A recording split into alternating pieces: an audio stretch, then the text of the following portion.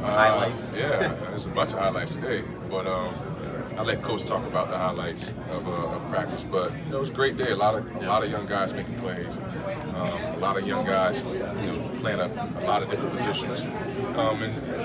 In this time of the year, you want to be able to give them as many looks as you possibly can. So, when that preseason game rolls around, preseason starts rolling in here, these guys got all the looks that they would have need to be able to step in the game and play comfortably.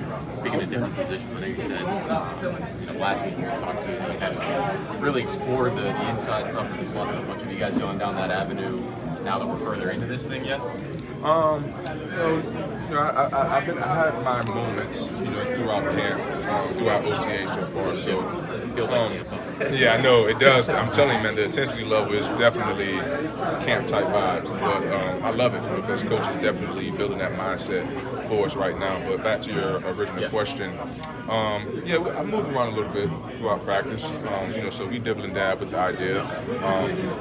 I'm loving it so far, but we're just going to see how far Coach wants to take it.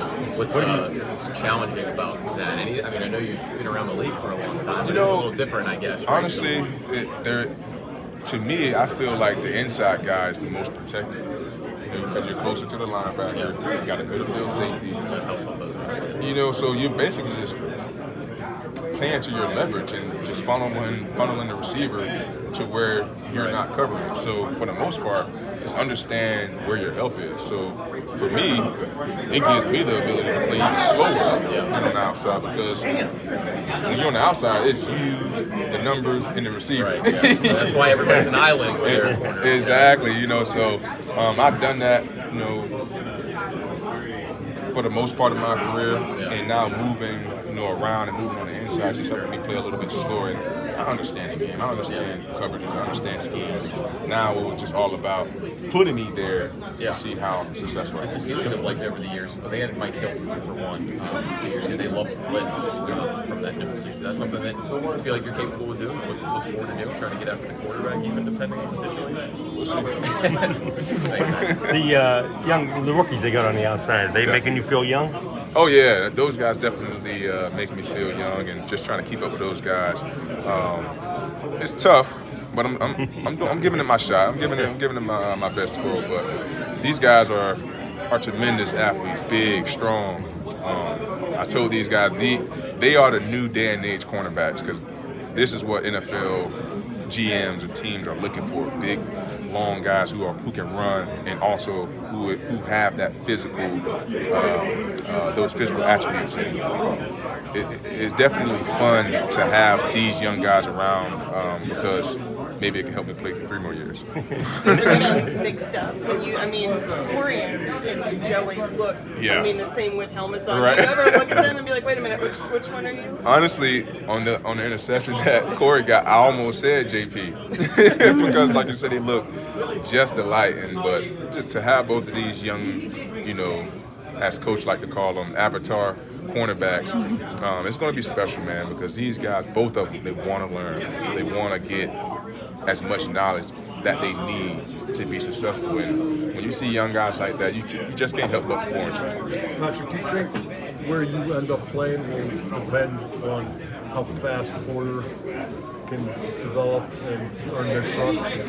I think he's doing a really, really good job of, doing all the right things, being where you're supposed to be.